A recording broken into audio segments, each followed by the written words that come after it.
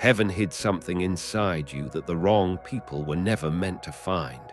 Not because it wasn't real, not because it wasn't ready, but because what was placed inside you is so specific, so powerful, so precisely designed for a purpose that hasn't fully arrived yet, that if the wrong eyes had seen it too early, they would have handled it in ways that would have cost you everything.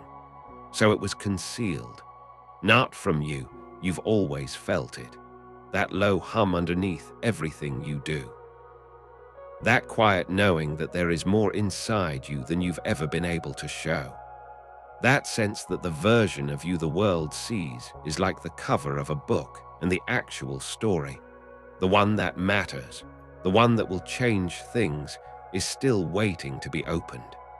You felt this before anyone told you. And the painful part, the part that has followed you through multiple seasons and multiple rooms and multiple relationships, is that the people around you mostly couldn't feel it. They looked at you and saw something they could measure, something they could categorize, something that fit inside the boxes they already had. And you stood there, full of something you couldn't fully name, watching them see a fraction of who you actually are, wondering why you could never close the gap between what you knew was inside you and what the world was willing to acknowledge. That gap is not a wound. That gap is a vault, and the combination to that vault is about to be revealed. Let me tell you something that most people spend their entire lives never understanding about themselves. The gifts that change the world are never the obvious ones. They are never the ones that get noticed early, celebrated loudly, developed in the spotlight. The gifts that genuinely transform things, that reach people in the deepest places, that create impact that outlives the person carrying them, are the ones that go through a long, invisible season underground before they ever break the surface. You know what a seed looks like before it becomes what it was designed to be: unremarkable, small, easy to overlook, easy to dismiss. Someone who doesn't understand what a seed is could hold one in their hand and genuinely see nothing of value. And they would be completely wrong. Because inside that small, ordinary-looking thing is an entire blueprint, an entire future, a forest, potentially, a harvest that could feed generations. The seed doesn't look like the tree. And you haven't looked like your destiny yet, not fully. Not to the eyes of people who measure by what's already visible, but the blueprint is in you. It has always been in you. And the season of hiddenness, the season that has felt like being overlooked, being underestimated, being kept in the background while others moved forward, that season was not wasted ground. That was the underground. That was the root system developing.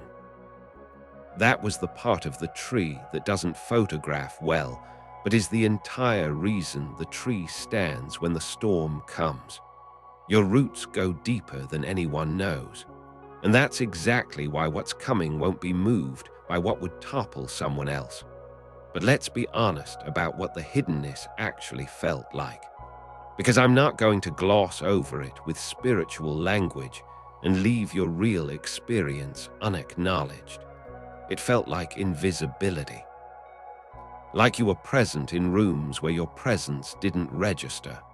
Like you were contributing things, ideas, energy, care, perspective that were absorbed without credit, used without recognition, appreciated in the moment and forgotten in the next. Like people could take what you offered and leave the source of it completely unacknowledged. It felt like being looked through instead of looked at. And the specific pain of this, the pain that is so particular to people who carry what you carry, is that you couldn't even fully explain it to anyone. Because from the outside, nothing dramatic was happening. You weren't being mistreated in any obvious way. You weren't being targeted or attacked. You were just being missed. Consistently, persistently, in a way that accumulated into something that sat in your chest like a stone. This is what others could not understand. The people who loved you and wanted to help couldn't quite access the specific loneliness of being full of something significant and having no one around you who could see it. They could see you, your personality, your kindness, your competence, your effort. But the thing underneath all of that, the thing you yourself could only sense rather than articulate, the gift that was still in its formation, that they couldn't see. And because they couldn't see it, you started to wonder if it was real. That doubt is the most dangerous thing the hiddenness produced, not the loneliness itself, as painful as that was. The doubt, the slow erosion of your own certainty about what was inside you, the way years of being unseen started to sound like a verdict, started to feel like maybe the world was right and you were wrong about yourself. Maybe there was no hidden gift. Maybe you were ordinary, and the sense of something more was just a story you told yourself to make the ordinary bearable. That thought visited you in quiet moments. In moments when you watched someone else step into a position that felt like it should have been yours. In moments when you put something genuine of yourself forward, and it landed without the impact you felt it deserved.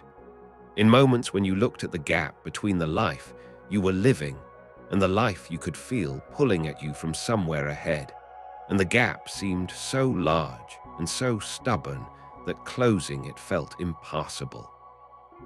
Most people will never experience this specific kind of suffering, the suffering of carrying something real and not being able to prove it, but you have lived it. And I need you to understand what that suffering was actually doing inside you, because it was not doing what it appeared to be doing.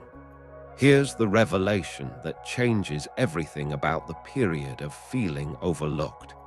The hiddenness was not the world failing to see you. The hiddenness was heaven keeping you safe.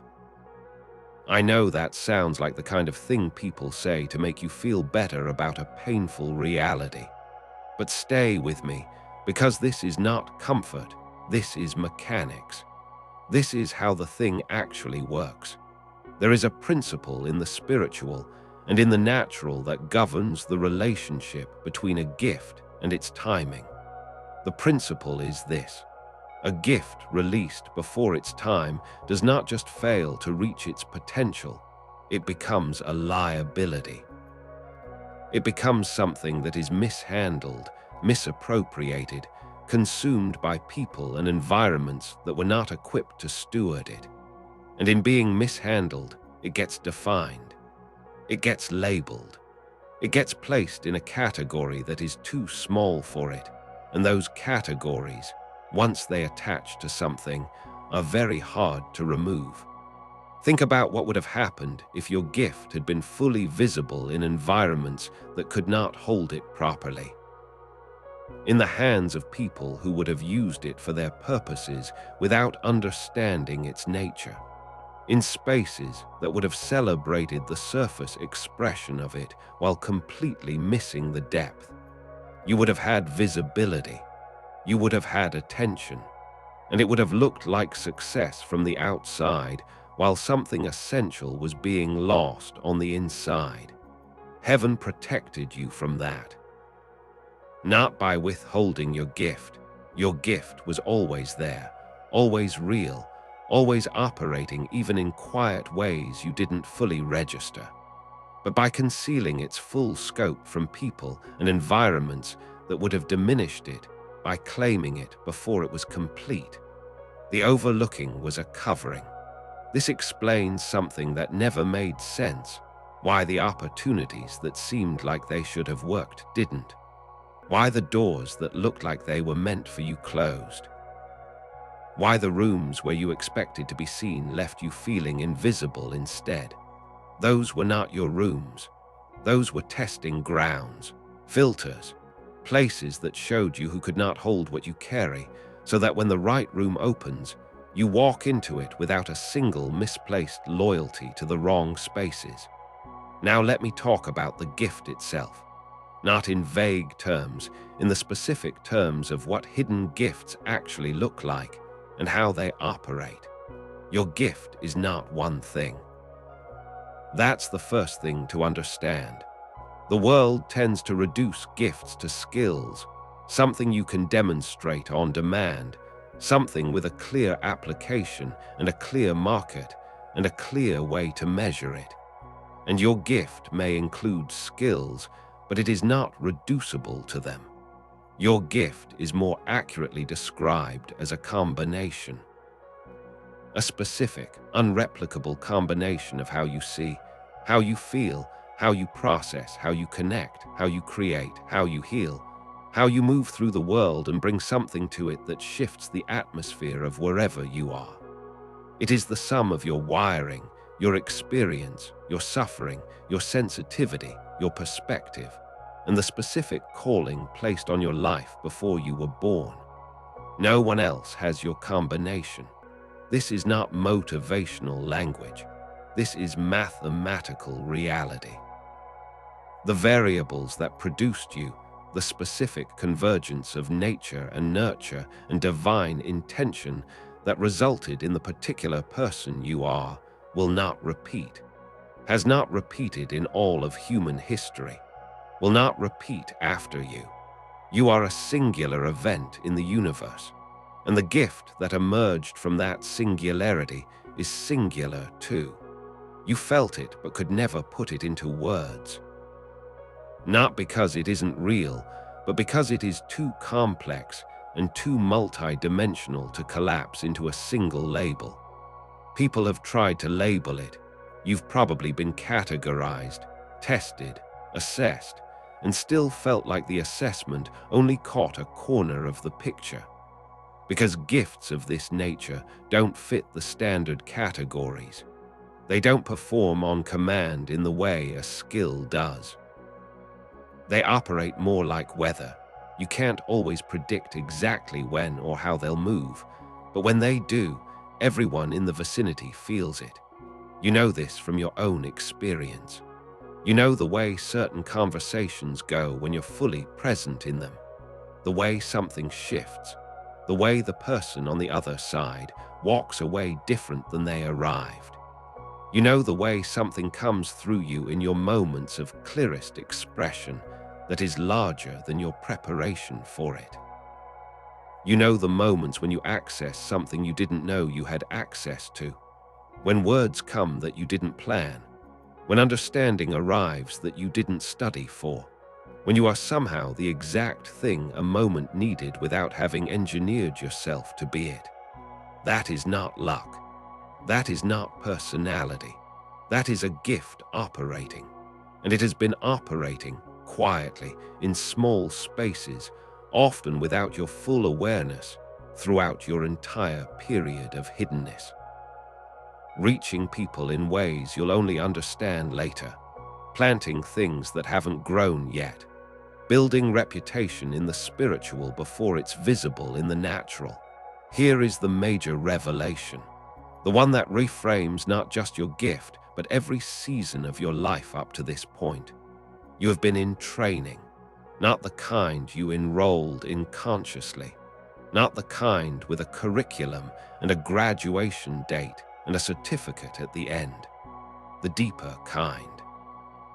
The kind that only happens through living, through the fullness of loving and losing, building and watching things fall, trusting and being disappointed, believing and waiting so long that the believing itself becomes the muscle.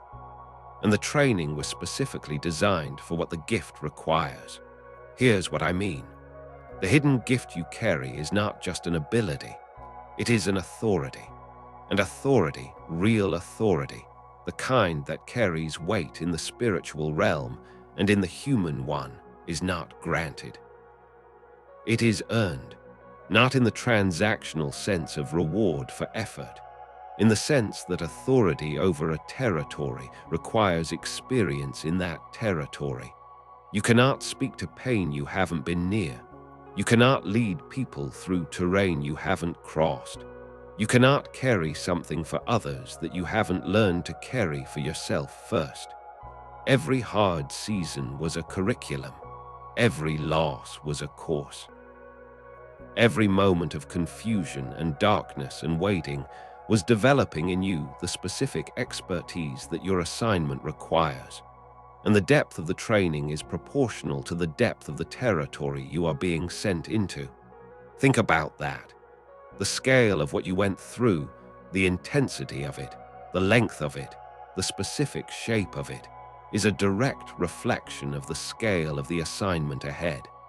Heaven does not over-prepare. The investment in your training matches the requirement of your purpose. If what you were being prepared for was small, the preparation would have been lighter. The weight of what you carried was commensurate with the weight of what you are being trusted to do. Everything suddenly makes sense. Not just the pain, the specific type of pain, the specific people who were involved, the specific season it happened in, the specific lessons that only that particular combination of circumstances could have produced. It was not random. It was not meaningless. It was curriculum, custom built, precisely calibrated, exactly what the gift needed to become what it is now becoming. Let me speak to something specific that happens to people who carry hidden gifts, something that is both the hardest thing about the journey and one of the most important: the comparison. You have watched people around you, people with less depth, people with less preparation, people who you could see clearly were operating from a shallower place, step into visibility, recognition, and opportunity that seemed to pass you by. And you did something very human in those moments. You compared. You measured yourself against their progress and found the difference disturbing. You wondered what they had that you didn't. You wondered what you were doing wrong. You wondered if the depth and the preparation and the gift were actually disadvantages in a world that seemed to move fast and reward loud. This comparison was painful in a specific way because it wasn't rooted in envy of who they were. It was rooted in confusion about why what you carried seemed to count for less in the visible economy of recognition and opportunity. You weren't angry at them. You were bewildered. You were asking a sincere question. If what's inside me is real, why isn't it showing up in the same ways? Here's why. And this is something that will completely change the way you read the world around you going forward. There are two kinds of gifted people. The first kind carries gifts that are immediately legible to the world, gifts that translate quickly, that perform well in the formats that get rewarded in the current moment, that build visibility in a linear and relatively predictable way. These gifts are real, they matter, they make a genuine difference, but they operate near the surface. The second kind carries gifts that require depth of context to be understood. That cannot be reduced to a performance or a format. That need a specific stage, a specific moment, a specific alignment of audience and message and timing. And when that alignment happens, the impact is not incremental. It is seismic. These gifts don't build linearly. They build invisibly, and then they arrive fully formed. And when they arrive, they do not look like anything the people around them expected. You are the second kind. Your gift was never going to show up in the places you were comparing yourself to. It was never designed to be legible in those formats. The people you watched moving ahead in spaces that didn't see you were not ahead of you. They were on a different road. And your road, which has felt slower and less rewarded and more solitary, leads somewhere those roads do not. Stop measuring their progress as evidence of your delay. They are not ahead of you. You are not behind them. You are on completely different journeys headed toward completely different destinations.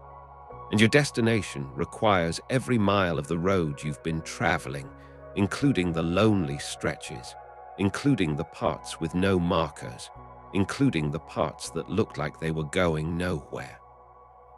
Now I want to address the people who looked at you and saw less than you were. Not the ones who actively opposed you, will get there, but the ones who simply couldn't perceive the full scope of what you carried.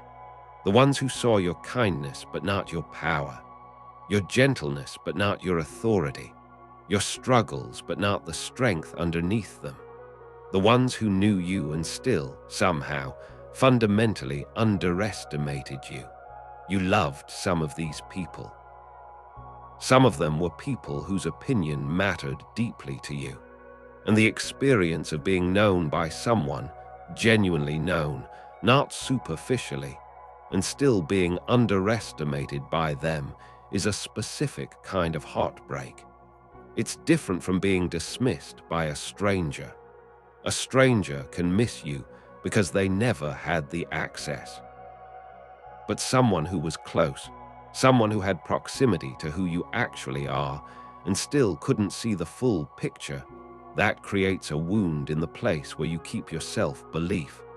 Because the implicit message, even when it was never spoken, was, I know you, and I don't see what you think is there.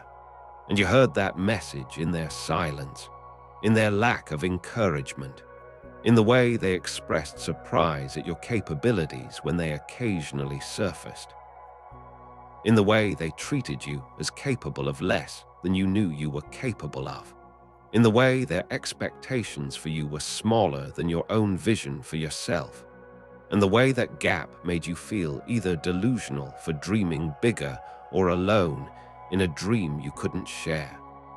Here is the truth about those people, and I need you to hold it with both clarity and grace because both are necessary. They were not wrong because they were unkind. They were limited by their own ceiling. A person can only recognize in another what they have reference points for.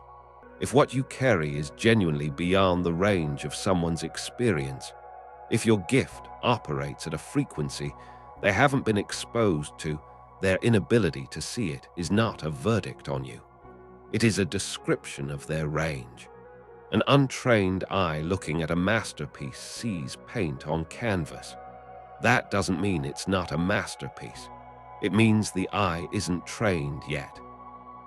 The people who underestimated you were not qualified appraisers of what you carry, and the tragedy would be to let unqualified appraisers set the price on something they don't have the expertise to evaluate. You are not what they saw.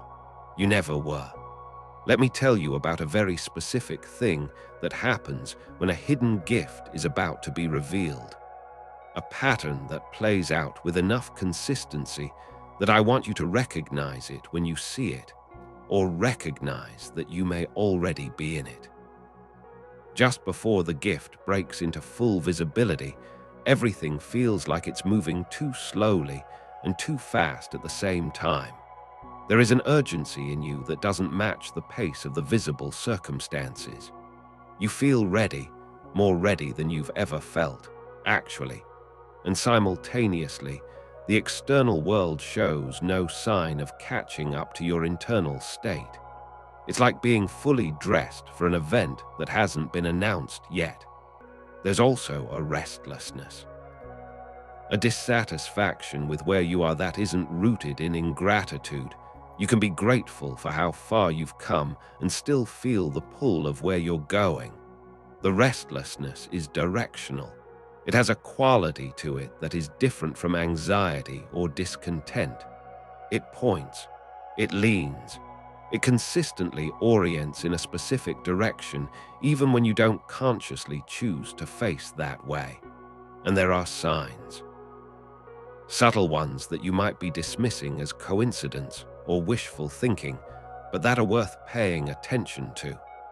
The right people arriving in your orbit, people who carry something complementary to what you carry, people whose presence feels less like accident and more like arrangement. Opportunities that are slightly different from anything you've encountered before. Not the same doors that have been closing, but new shapes, new formats, new contexts that your gift fits in ways the old opportunities didn't. A growing sense of clarity about your specific lane, the space where what you do and who you do it for and why you do it all converge into something that feels true in a way that previous pursuits haven't. These are not random. These are assembly. Heaven assembling the conditions for the moment of revelation. You are in the final preparation, not the beginning of the journey, the final preparation. The gift that has been hidden, that has been developed underground, that has been protected from premature exposure is approaching the surface. And when it breaks through, and it will break through, it will not trickle. It will not arrive quietly and build slowly from nothing. It will arrive with the full force of everything that was built in the unseen season, and it will be undeniable. Only a chosen one understands this feeling, the feeling of being on the edge of something that has no precedent in your past experience. Something you can sense but not yet see. Something that is more real than the circumstances that currently surround you. I need to say something about the weight you've been carrying. Not metaphorically, I mean the actual, felt, embodied weight of having a significant gift and not yet having a context in which to fully express it. This weight is real. It is not dramatic or invented. It is the genuine experience of having capacity that exceeds your current container, of being made for a volume of purpose that the present circumstances cannot yet accommodate, and carrying that excess, that overflow of calling that has nowhere to go yet, is exhausting in a way that is very hard to explain to people who aren't experiencing it.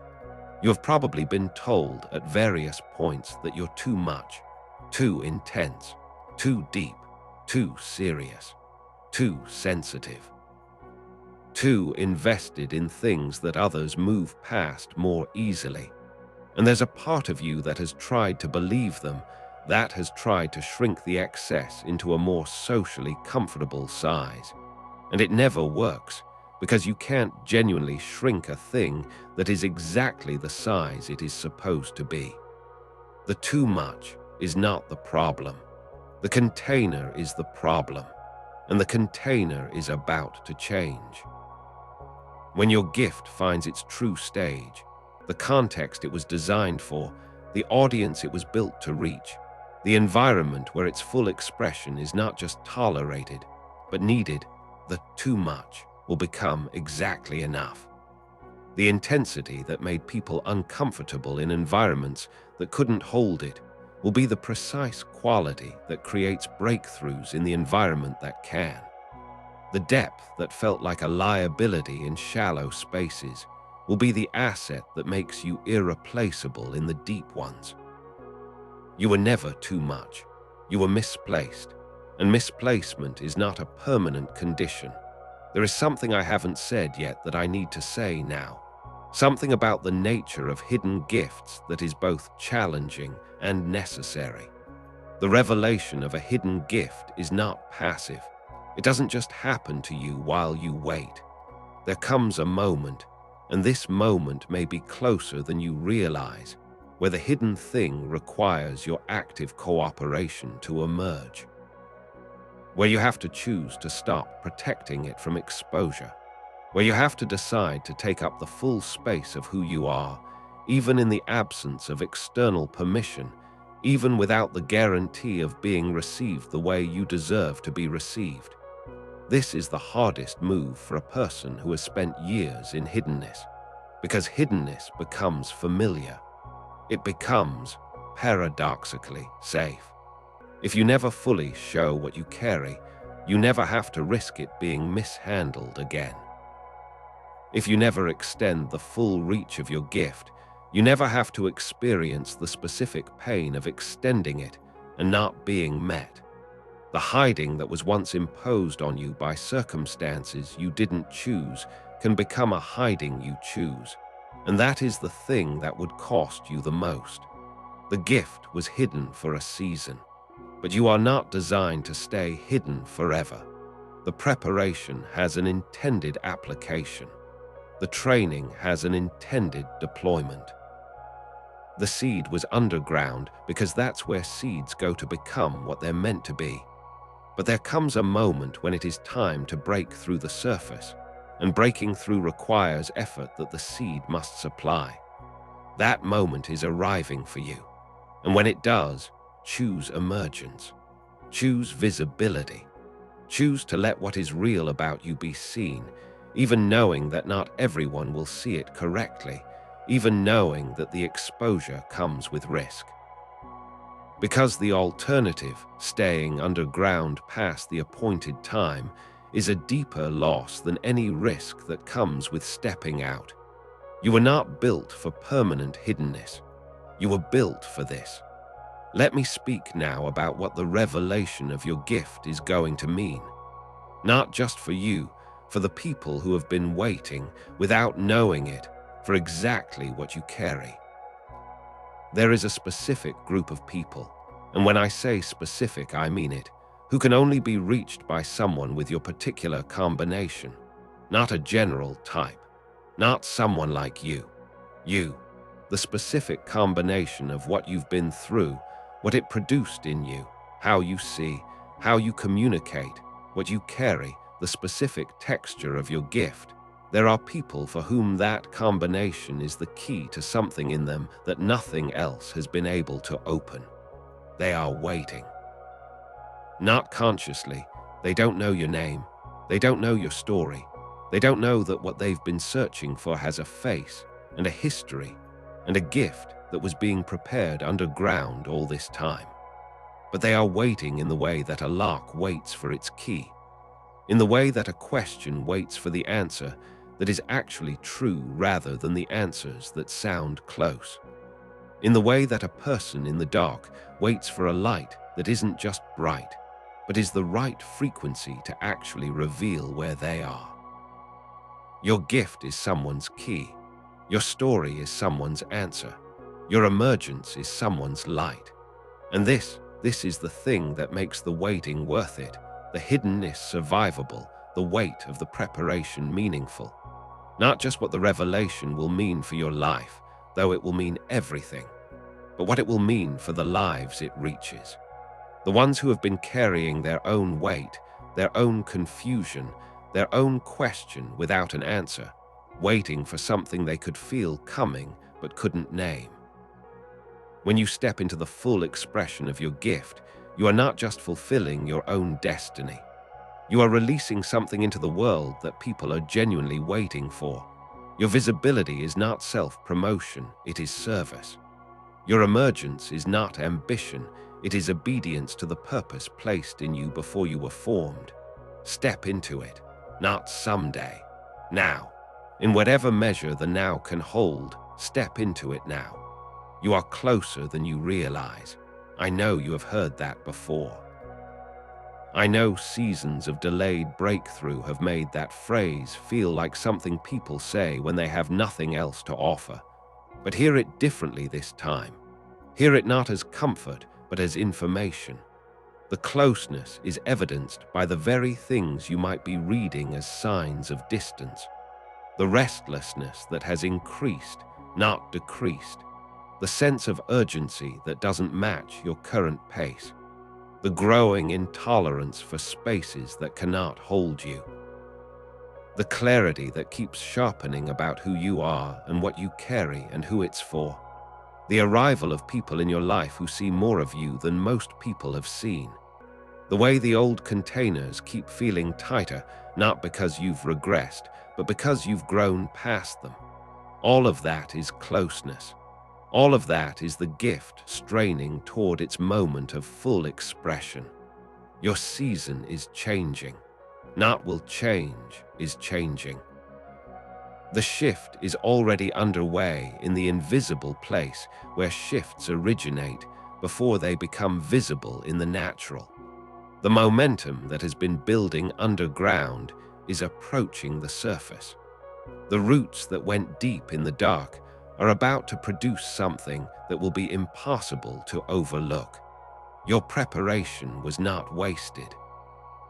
Every day you spent developing in obscurity, every season you endured being seen as less than you were, every moment you chose to keep going when the absence of recognition made stopping reasonable, all of it is embedded in the gift. All of it becomes authority. All of it is the difference between a gift that touches people and a gift that transforms them.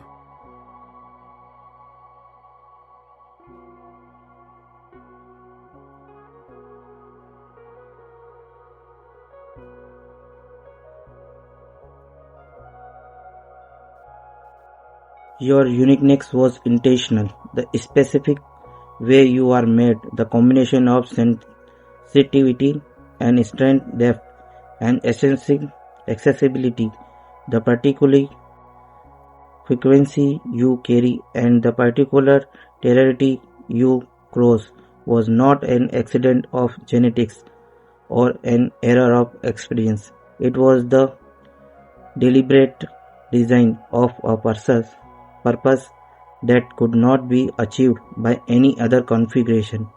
You were made this exact way because the assignment requires exactly this. Your story is still unfolding. The chapter you already lived, the ones that were painful, confusing, slow, and hidden, were not the story. They were the formation of the storyteller, the person who can now step into the room and speak from the authority of life, truth rather than perform aspiration. The person whose gift is not theoretical but tested, not potential but proven, in the only laboratory that ultimately matters: real life, real suffering, real survival, real transformation.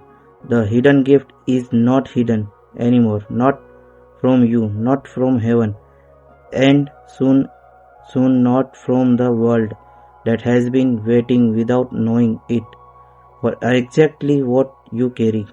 Walk toward it.